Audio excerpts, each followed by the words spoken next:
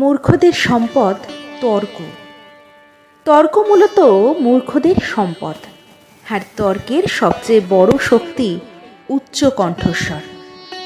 প্রতিপক্ষকে ঘায়েল করার জন্য যাদের রয়েছে উচ্চ কণ্ঠ এবং প্রচুর গালাগালি ও অপবাদ দেওয়ার ক্ষমতা, তারাই তর্কে নিশ্চিত বিজয়ী। তাই যুক্তিহীন তর্ককে ঝগড়া বলা যায়। হুমায়ুন আহমদ তার দেয়াল উপন্যাসে বিষয়টি চমৎকারভাবে ব্যাখ্যা করেছেন। তিনি বলেছেন, মূর্খদের সাথে কখনো তর্ক করতে যাবে না। কারণ হলো, মূর্খরা তোমাকে তাদের পর্যায়ে নামিয়ে নিয়ে এসে তর্কে হারিয়ে দেবে। হ্যাঁ, মূর্খদের সাথে তর্কে আপনি নিশ্চিত পরাজিত হবেন, কারণ শিক্ষা ও রুচি ঝগড়াটে হতে দেয়নি আপনাকে। আপনার দ্বারা চিৎকার চেঁচামেচি করা সম্ভব না, গালিগালাজ তো নয়। সুতরাং তর্কে আপনি নিশ্চিত হারবেন, তবে যুক্তিতে নয়।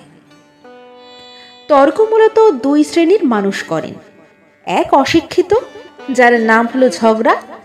দুই শিক্ষিত, যার নাম সুবিধাবাদ। দুটো শ্রেণী মূর্খ, তবে তৃতীয় আর এক শ্রেণীর মানুষ আছে যারা সদ্য জাতি উঠেছেন, যার নাম অহংকার। জ্ঞানী যদি মূর্খের মোকাবিলায় পড়ে, তবে তার নিকট থেকে সম্মানের আশা করা ঠিক নয়।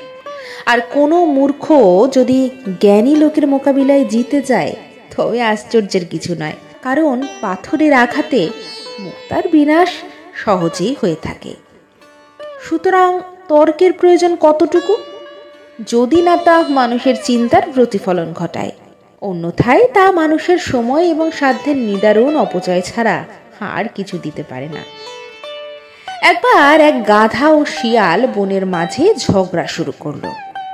গাধা, ঘাসের রং হলুদ। শিয়াল, না, ঘাস সবুজ। যখন এই বিতর্ক চরম আকার ধারণ করলো, তখন তারা বিচারের জন্য বনের রাজা সিংহের কাছে গেল।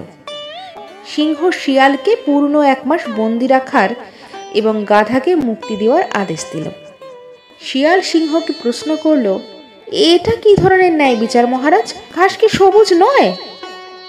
সিংহ উত্তর দিল, ঘাস অবশ্যই সবুজ, কিন্তু আমি তোকে বন্দি রাখার আদেশ করেছি কারণ তুই গাধার সাথে তর্ক করেছিস।